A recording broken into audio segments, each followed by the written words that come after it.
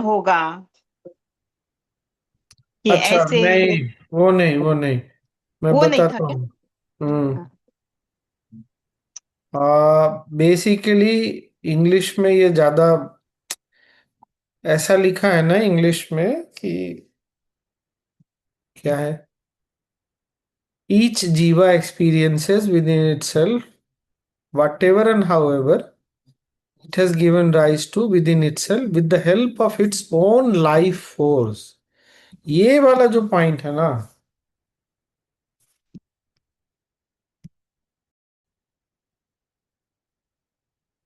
Basically क्या बोल रहे हैं, प्राण शक्ति का उपयोग करके ही हर जीव सब कुछ जीवन में अनुभव करता है, जो भी उसने क्या है, क्रिएट किया है अपने लिए। तो अगर जीवनी प्राण शक्ति से हम बाकी चीजों को एक्सपीरियंस कर सकते हैं, तो प्राण शक्ति से अपने आप को भी तो अनुभव कर सकते हैं ना। ये वाला पॉइंट, ये पिछली बार जब रिविजिट किया ना तो छूट गया। मतलब इसीलिए हमको प्राणायाम वगैरह, प्राणायाम, सुदर्शन क्रिया और ध्यान बहुत जरूरी है करना, क्योंकि इस प्राण शक्ति के पावर से ही हम सब कुछ सृष्टि में अपने लिए क्रिएट कर रहे हैं, और इसी प्राण शक्ति से हम स्वयं को भी जान सकते हैं। ये बात हुई थी क्या हमारी पहले? नहीं ना। एक ये वाला पॉइंट।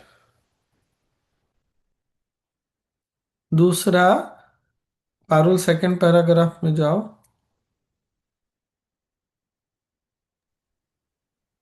पढ़ू स्वामी जी। नहीं, बताता हूँ, जहां श्लोक का अर्थ लिखा है ना।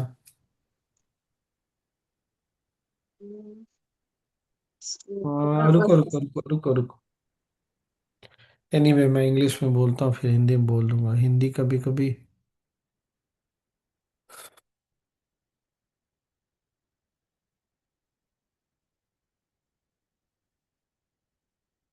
The rare few realize that the world appearance seen within themselves is illusory, except as the one infinite consciousness which alone is ever true। हम अपने अंदर ही दोनों चीज अनुभव कर सकते हैं। जो कुछ भी हम अनुभव कर रहे हैं, ये हमसे कहीं बाहर कुछ नहीं है। या तो हम इस जगत का बदलता हुआ स्वरूप, या जो मिथ्या स्वरूप है, इल्यूजन है, वो एक्सपीरियंस कर सकते हैं, या ये एक्सपीरियंस कर सकते हैं कि इस सृष्टि में केवल एक ही सत्य है। ये वाला लाइन देखो तो हिंदी में पारो, अगर पहचान सकती हो तो।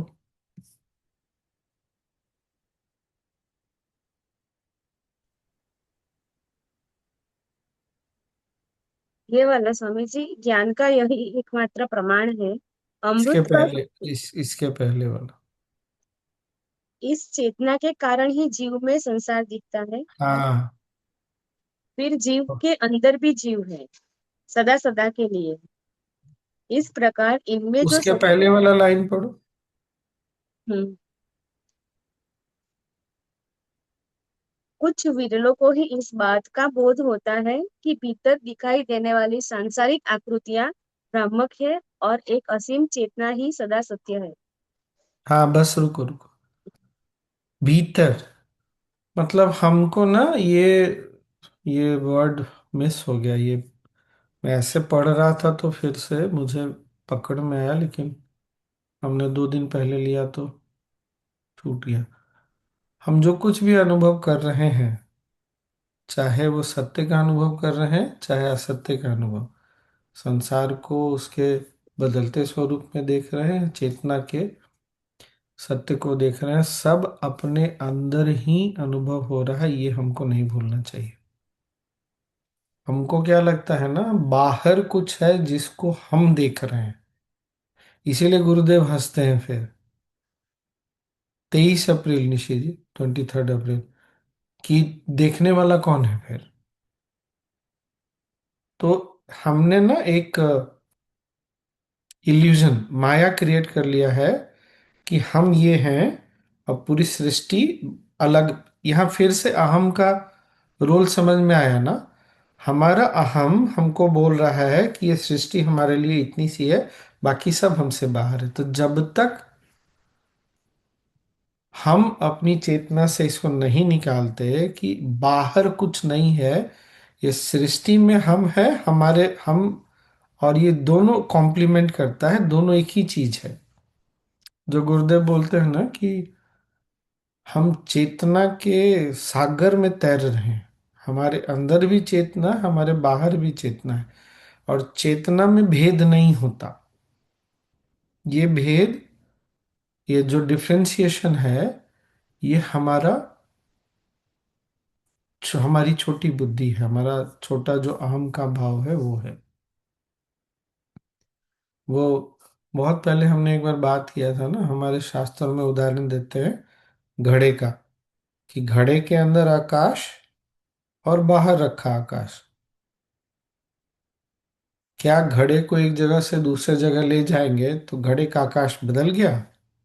याद है गुरुदेव भी ये वाला प्रश्न पूछते हैं। नहीं। उसी तरह चेतना ना अंदर में अलग है ना बाहर में अलग है, पर चेतना, क्योंकि हम भाव ज्यादा पावरफुल हो गया है, अहंकार, ईगो सेंस, तो वो ऐसे देखता है कि मैं कुछ देख रहा हूं जो मेरे से अलग है और मेरे से बाहर है। इस चीज को हमको छोड़ना है। यहाँ ये पकड़ने वाली बात है। और यत् पिंडे तद ब्रह्मांडे, ऐसा। हाँ, वो भी, वो भी। और जो फिर एक जगह बोल रहे हैं ना, अच्छा, जैसे जैसे हम इस सत्य को अपनाने लगते हैं, एक्सेप्ट करने लगते हैं, अपने आप भ्रम जाने लगता है। क्योंकि सत्य और भ्रम, इल्यूजन और ट्रुथ एक साथ एग्जिस्ट नहीं कर सकते। गुरुदेव बोलते हैं ना कि अंधकार का अपना कोई अस्तित्व नहीं है, सिर्फ प्रकाश का जो अभाव है, the absence of light is darkness. The moment there is light, वो चला जाएगा। और यही विजडम का एकमात्र, ज्ञान का एकमात्र प्रमाण है।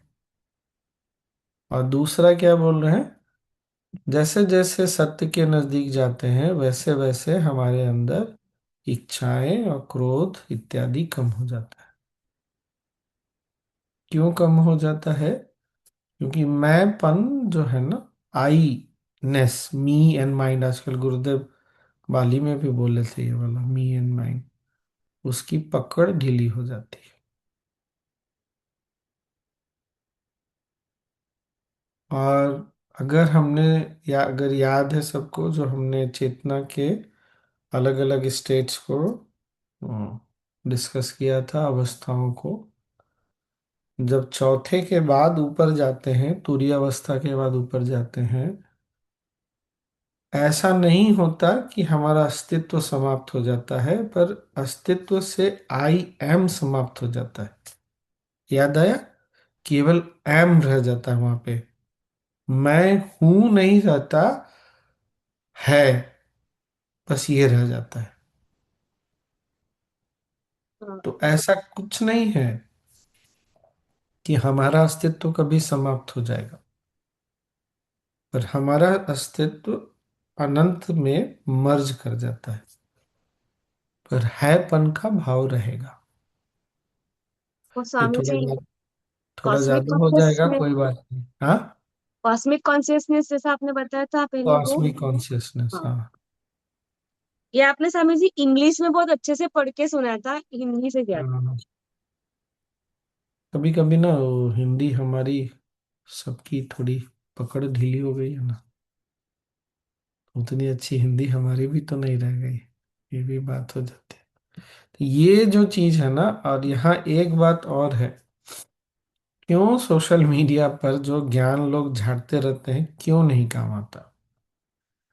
क्योंकि जिसने अपने अंदर सत्य का अनुभव नहीं किया है, वो कितना भी ज्ञान दे देगा ना, वो जीवन में फलित नहीं होता है।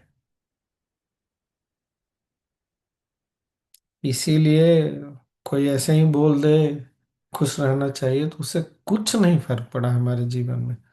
हमको बहुत लोगों ने बोला है गुस्सा नहीं करना चाहिए, लालच नहीं करना चाहिए, ईर्ष्या नहीं करना चाहिए, पर इससे हमारी जिंदगी नहीं बदली, उल्टे हमारे अंदर और प्रेशर बढ़ गया। गुस्सा आया तो हमको और तनाव बढ़ गया, अरे यार हमको गुस्सा नहीं करना चाहिए, देखो हमको गुस्सा आ जाता है, और कॉन्फ्लिक्ट और प्रेशर। लालच हुआ तो अरे लालच करना बुरी बात है, देखो मुझे लालच आती। केवल बोलने से नहीं होता। और बोलने के साथ जो ज्ञानी होता है, तो बोलने के साथ साथ मार्ग भी दिखाता है, रास्ता दिखाता है, टूल्स भी देता है, उपकरण भी देता है। वो केवल ये नहीं बोलता जाओ वहां पर तुमको पानी मिल जाएगा, तुम अगर कुआं खोदोगे तो पानी निकल जाएगा, ऐसे नहीं होता है। वो सारा चीज बताता है। वैसे गुरुदेव की बात माने तो वो तो उठा के पहुंचा देते हैं, खैर वो बात अलग है। लेकिन हम पहुंचते नहीं ना, हमारा मन बहुत जगह अटका रहता है। ये चीज ना बात छूट गई थी परसों। तो जैसे जैसे हम ध्यान करते चले जाते हैं, गहराई को हर दिन छू के छूते रहते हैं, तब हम भी कुछ बोलते हैं ना, तो हमारे चूंकि हमारे अंदर भी अब गहराई बढ़ गई है, तो हमारे वाणी का भी प्रभाव बढ़ जाता है। लेकिन साथ साथ ही ये मैंपन का जो भाव है ना, वो थोड़ा ढीला पड़ना चाहिए, छोटा वाला मैं।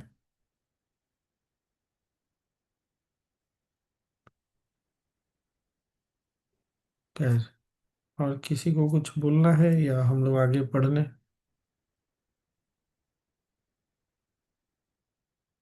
इससे पहले हमने कहाँ पर छोड़ा था पारुल, याद है क्या? सितंबर 8, हम्म। 8 सितंबर से। पढ़ो फिर, शुरू किया जाए और क्या। और कुछ ही ध्यान में आता है क्या किसी के बात करने के लिए?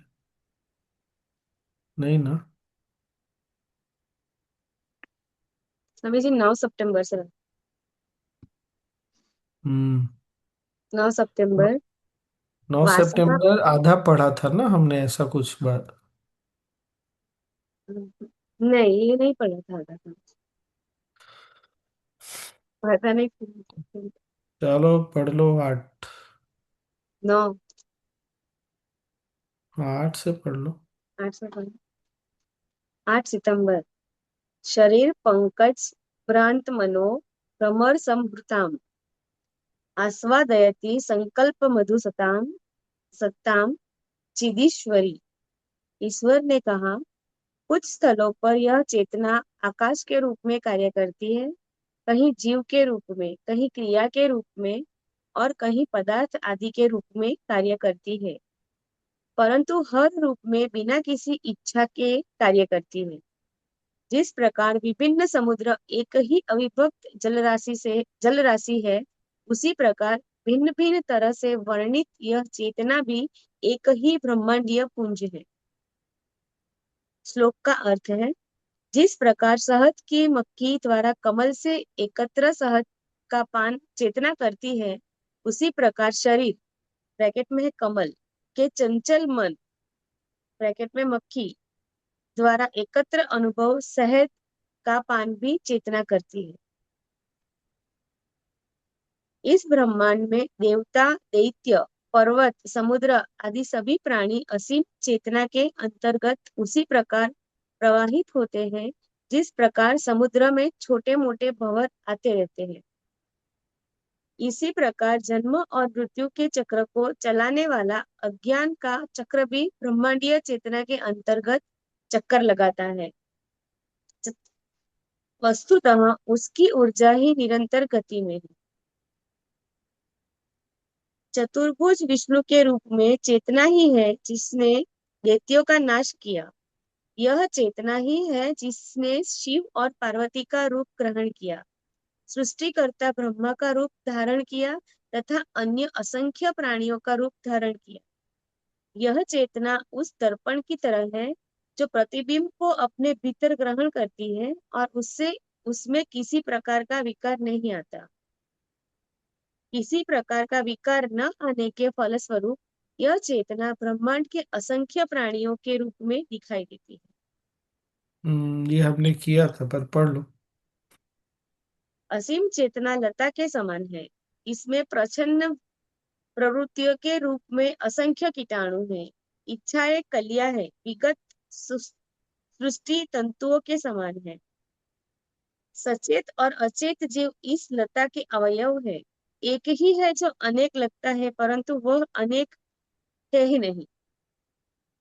इसी असीम चेतना के द्वारा ही सब कुछ सोचा जाता है, व्यक्त किया जाता है और निष्पन्न किया जाता है।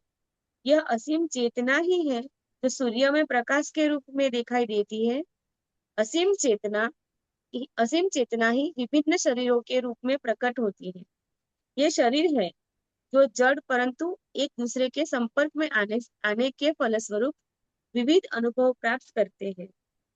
यह चेतना तूफान जैसी है जो अपने में दिखती नहीं, परंतु धूल और बालू के कणों के रूप में ऊपर उठती है और नृत्य प्रस्तुत करती है। अपने ऊपर पड़ने वाली चेतना की परछाई ही तमस या जड़ता कहलाती है। इस शरीर में विचार और धारणाएं इसी चेतना के प्रकाश में क्रियाओं का सर्जन करती है। चेतना न हो तो सामने रखे हुए पदार्थ का अनुभव भी नहीं होता। बिना चेतना के यह शरीर न तो कोई क्रिया कर सकता, न उसका अस्तित्व ही रह सकता है। यह चेतना ही संसार की चेतन और जड़ प्राणियों को बनाती तथा बनाए रखती है।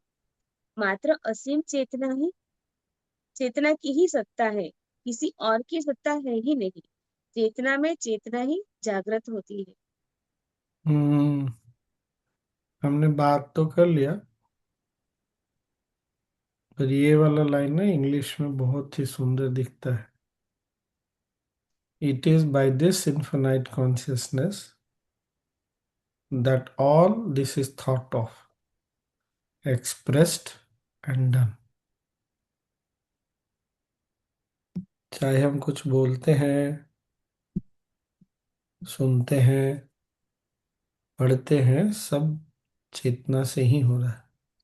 और जब चेतना अपनी ही परछाई अपने ऊपर डालती है तो उसी को जड़ता या तमस बोलते हैं।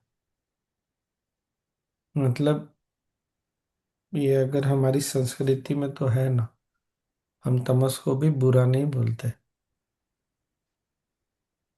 तमस की अधिष्ठात्री देवी माँ काली। हमारे लिए कुछ भी ऐसा नहीं है, मतलब ऐसे बोलने के लिए लक्ष्मी, काली, सरस्वती, दुर्गा, शिव, विष्णु कुछ भी बोल सकते हैं। लेकिन अगर थोड़ा और आगे बढ़ के देखें तो हमारे लिए सब कुछ पूजनीय है। क्यों पूजनीय है? क्योंकि चेतना का अभाव कहीं भी नहीं है। कॉन्शियसनेस सब जगह है। स्वामी जी, हम्म स्वामी जी ये क्या बोले, एक बार फिर से बोलिए कि चेतना की परछाई पड़ती है तो क्या, नहीं समझ में आया। तमस क्या है? चेतना अपनी ही परछाई से ढक जाती है। जहां परछाई पड़ती है वहां क्या होता है? लाइट, सूर्य की रोशनी तो नहीं दिखती ना। एक बड़ा सा बिल्डिंग है, सूर्य से उसकी परछाई बन रही, तो वहां पर तो काला दिखता है ना भाई। तो वो चेतना अपनी ही परछाई से जब ढक जाती है तो उसको तमस बोलते हैं। पर वहां चेतना का अभाव नहीं है, ये ज्यादा इंपॉर्टेंट है। किसी भी अवस्था में, किसी भी स्थिति में चेतना ही है। इसीलिए हमारे यहाँ सब चीज को पूजनीय माना है। सत्य का अभाव कहीं भी नहीं है। और कुछ, ये आगे पढ़े? और इसी पढ़ लो। एग्जाम्पल इसी हाँ बोलो। एग्जाम्पल में स्वामी जी रजस फिर क्या होगा? इसी को पकड़े तो चेतना, चेतना जब स्वयं को जानने के लिए क्रियाशील हो जाती है तो रजस है। और सब तो हो गया खुद चेतना, मतलब हाँ, वो खुद चेतना जब स्वयं में स्थिर होने लगती है, परछाई के परे, क्रिया बदल। के परे, जब स्वयं को देखने लगती है, स्थिर हो जाती है, तो सत्व। सुंदर है नहीं? बहुत सुंदर है।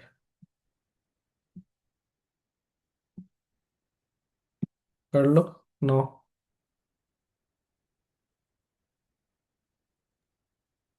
9 सितंबर।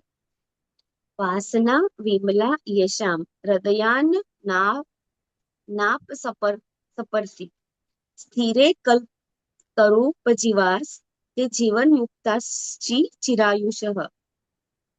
ईश्वर ने कहा, जिस प्रकार शिला में तेल नहीं रहता, उसी प्रकार चेतना में दृष्टा, दृश्य और दर्शन या कर्ता, कर्म और क्रिया अथवा ज्ञाता, ज्ञान और ज्ञेय की विभिन्नता नहीं रहती। इसी प्रकार मैं और तुम रुको में रुको रुको रुको रुको रुको। ये ना बड़ा कंफ्यूजिंग है, और बहुत जबरदस्त क्लैरिटी है इसमें। मतलब जब हम उस अवस्था में पहुंचेंगे ना, वहां कोई देखने वाला और दिखने वाला नहीं रह जाएगा। वहां कोई जानने वाला और जानने की चीज नहीं रह जाएगी। समझ में आया ना? वो जो इससे पहले बोलते थे, सब्जेक्ट और ऑब्जेक्ट का डिफरेंस खत्म हो जाता है। और वो जानने की प्रक्रिया, ये अगर चेतना की जब हमने अलग अलग अवस्थाओं की बात की थी, तो याद है ये बात आई थी कि जब भी हम अनुभव की बात करते हैं, तो जैसे ही हमने किसी भी अनुभव की बात की, तो अनुभव में 3 चीजें समाहित है। एनी एक्सपीरियंस, एक एक्सपीरियंसर है, अनुभव करता है, एक अनुभव है, एक्सपीरियंस है, और वो प्रोसेस है। यहाँ चेतना में तीनों चीजों का अभाव है। तो यहाँ समझने वाली बात क्या है कि पहली 3 अवस्थाओं की बात नहीं हो रही है। जागृत अवस्था, स्वप्न अवस्था और निद्रा अवस्था। गहरी निद्रा और तुरीय अवस्था एक ही है। पर अभी 3 अवस्थाओं की बात नहीं हो रही, ये चौथी और उसके परे की बात हो रही। यही ना योग वशिष्ठ में पकड़ पाना बहुत मुश्किल होता है कि कब अचानक से वशिष्ठ मुनि कौन सी अवस्था की बात करने लग गए, क्यों करने लग गए। अगर ऐसे देखेंगे तो बात ही नहीं समझ रहा, क्या बात कर, ऐसा कैसे हो सकता है। इस संसार की तो सच्चाई यही है ना भाई, कि ये कोई जानने वाला है, कुछ जानने की चीज भी है।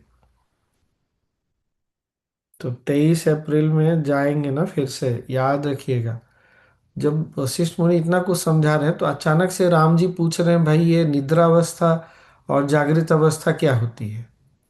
तो वहां पर क्यों पूछा राम जी ने निद्रा अवस्था जागृत अवस्था, उसके पहले इसकी चर्चा ही नहीं हो रही है। तो सोचिए राम जी कितने तीक्ष्ण बुद्धि के थे। वशिष्ठ मुनि बता रहे हैं, उनको ये बात समझ में आ गई कि ये जागृत और निद्रा अवस्था की बात नहीं कर रहे, ये तुरीय अवस्था और उसके परे की बात कर रहे हैं। ये बात समझ में आया मैं क्या बोल रहा हूँ?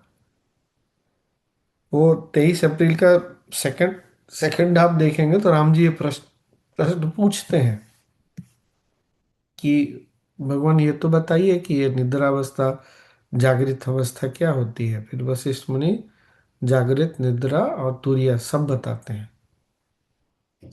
तब मुझे लगा कि अचानक से क्यों बताने लग गए, क्योंकि राम जी ने पकड़ लिया ये जागृत अवस्था की बात नहीं हो रही है।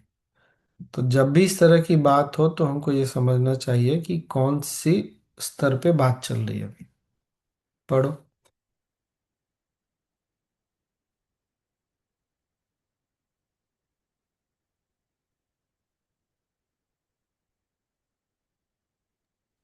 अरुण अनम्यूट।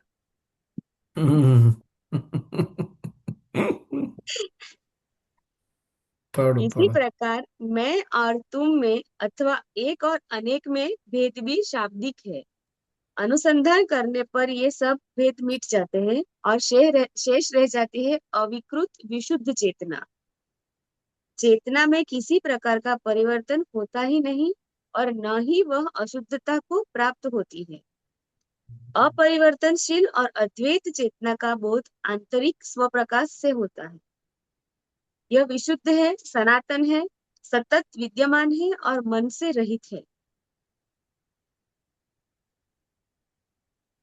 सभी रूपों और सभी अनुभवों में मात्र चेतना ही वास्तविकता है। कर्म विचार से उत्पन्न होता है। विचार मन का कृत्य है। मन संसक्त चेतना है, परंतु चेतना संसक्त नहीं है। अहम का वाहन बुद्धि है और बुद्धि का वाहन मन है। मन का वाहन प्राण है, प्राण का वाहन इंद्रिया है, इंद्रियों का वाहन शरीर है और शरीर का वाहन गति है। यदि गति कर्म है, यदि गति कर्म है, क्योंकि प्राण मन का वाहन है और जब प्राण उसे ग्रहण कर लेता है तो मन चलने लगता है। परंतु जब मन का विलय आध्यात्मिक हृदय में होता है तो वह मन हलचल तो मन में हलचल नहीं होती और वह पूर्ण शांति की स्थिति प्राप्त कर ले। 1 मिनट, याद है हमने बात किया था इस पे, बहुत लंबी बात हुई थी हमारी, याद है कि? हाँ ठीक है, पढ़।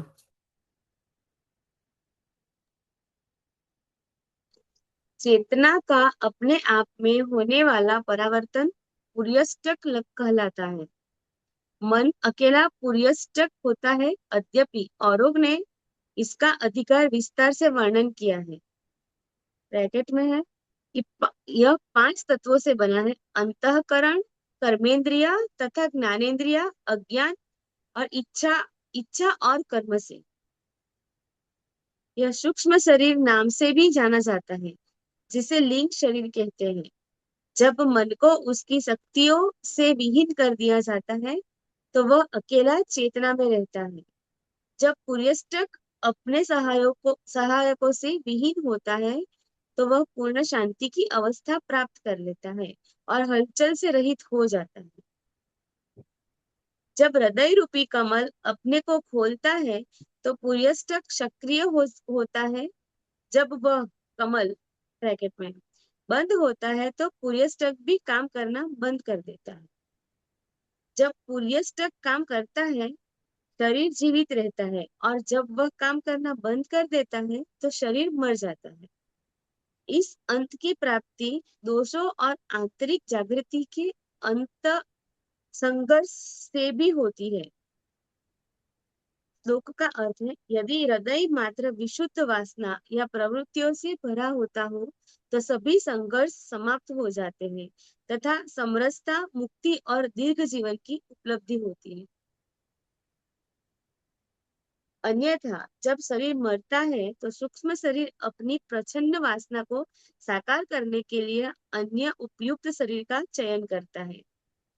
इन वासनाओं के फलस्वरूप पुर्यष्टक नए सूक्ष्म शरीर से नए संबंध स्थापित कराता है और चेतना की अपनी विशुद्ध प्रकृति को भुला बैठता है। सर्वव्यापी असीम चेतना ही हर समय विद्यमान होती है, इसीलिए विविधता की बात बेतुकी और असंभव है। इसे भूत प्रेत में होने वाला विश्वास उत्पन्न करता है। विविधता का विश्वास इसे स्थायित्व प्रदान करता है। जब अद्वैत सत्ता को जान लिया जाता है, द्वैतता तत्क्षण समाप्त हो जाती है। यही सब कुछ है, यही परम सौभाग्य और शांति है। यह वर्णन से परे है, यह परम ओम है, यह इंद्रियातीत है, यह परम है। हम्म, बहुत बढ़िया। एक तो अगर किसी को याद आता है, गुरुदेव ने 5 तरह के लिंग हैं बताया है, एक ध्यान भी कराया है। किसी को है याद क्या क्या लिंग होता है? अरे, किसी को याद नहीं है। ऐसा कैसे हो गया? नहीं याद है किसी को? हाँ, ठीक है।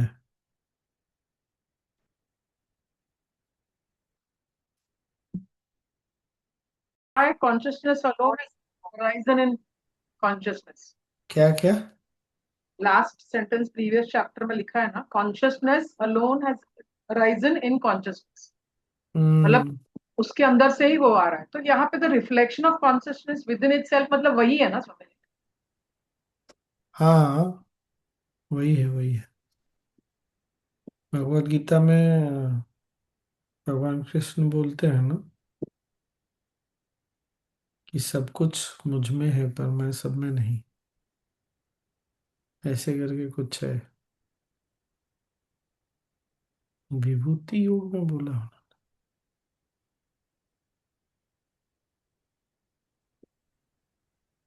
वो ऐसा ही है। स्वामी जी, ये पूर्यष्टक का क्या होता है मीनिंग? पूर्यष्टक। वही तो। हाँ पहली स्वामी बार जी, तो यही पूछा था। एक्चुअली अष्टक वही है, प्रकृति। बोला ना, कर्मेंद्रिया ज्ञानेंद्रिया। पहली बार मैंने भी पढ़ा इसमें, कभी गुरुदेव ने भी नहीं बताया। और बार बार बोल रहे हैं ना, हृदय कमल खिलता है, हृदय कमल बंद हो जाता है। शायद यही सबसे वो इस तरह की धारणा आई है कि चक्रों में चक्र ना कमल की तरह होते हैं।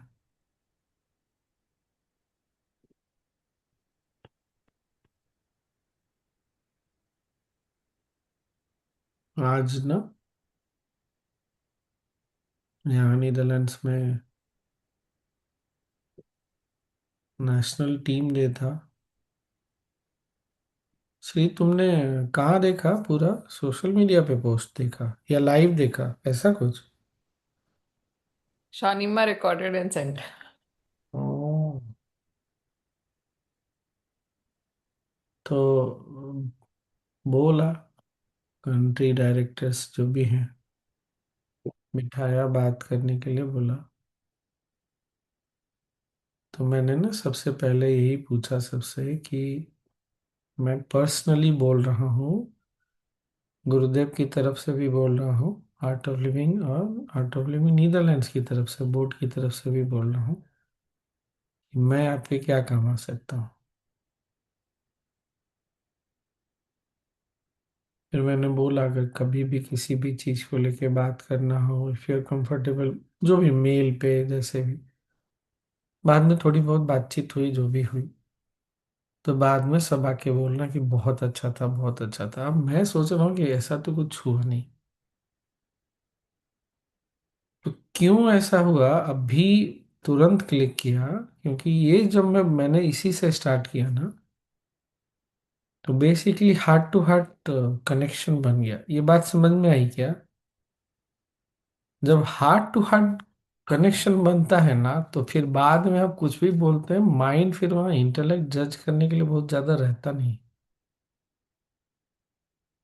बहुत सबने बोला बहुत अच्छा था, बहुत अच्छा। मैं सोच रहा हूँ ऐसा तो कुछ भी नहीं था, बात ही नहीं हुई कुछ खास।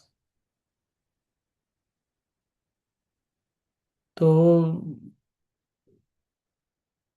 अभी कोई मिला है, जनवरी में भी मिला था, उसका ना ब्रेन पर उसने काफी रिसर्च किया है।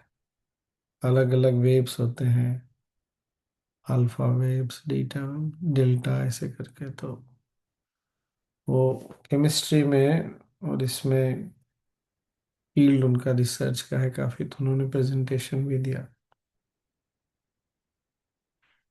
तो बाद में भी बात चल रही थी। तो एक होता है इंटेलेक्चुअल लेवल, बात करना और डिस्कस करना। जब तक बड़े बड़े बिजनेस डील्स में भी हार्ट नहीं कनेक्ट होता ना, तो बिजनेस डील्स ना ऑफ हो जाते हैं। और ये चीज ना हमको गुरुदेव को देख के भी समझ में आती है। खैर वशिष्ठ से उतना जुड़ा हुआ नहीं है, जुड़ा हुआ है लेकिन उतना नहीं है। ये गुरुदेव के साथ जो हमारा कनेक्शन है ना, हार्ट टू हार्ट कनेक्शन ज्यादा है। इंटेलेक्चुअल कनेक्शन हमारा है लेकिन बहुत ज्यादा नहीं है। और जहाँ हार्ट टू हार्ट कनेक्शन होता है ना, परिवर्तन चेंज वहीं पर आता है। इंटेलेक्ट बहुत कुछ चेंज नहीं ला सकता सर। तो ये आज का मेरा ना बड़ा अच्छा लर्निंग रहा। बोला मैंने क्यों वो भी नहीं पता, लेकिन बोल दिया मैंने भी इंस्टिंक्टली, इंस्टिंक्टिवली। फिर सबने इतना बोला, सबने बोला, तो मैं कहा यार ये अचानक से क्या हो गया, ऐसा तो कुछ हुआ नहीं। तो दुनिया में हम जब जीते हैं ना, तो हर जगह देखना पड़ता है कि केवल इंटेलेक्ट से नहीं काम चलता, केवल हार्ट से भी नहीं काम चलता।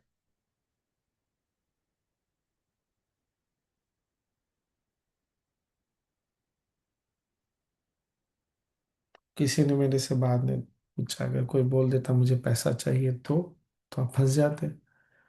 मैंने बोला, मैंने ऐसा कहा कहा है कि मैं आपके क्या काम आ सकता हूँ, ऐसा तो नहीं है कि तुम जो भी बोलोगे मैं सारे काम आ ही जाऊंगा।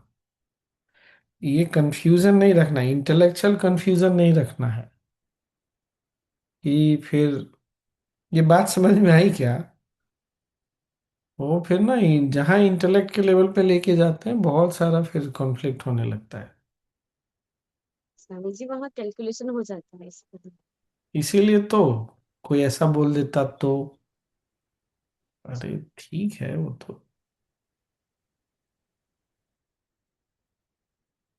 पर इसके लिए ना फिर बहुत इनर स्ट्रेंथ भी चाहिए, फेथ भी बहुत चाहिए।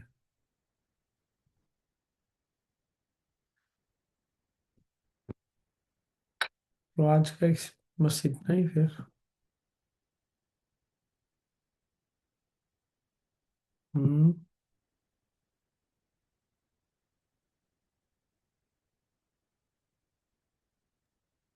रहे रहेगा ना समय क्या?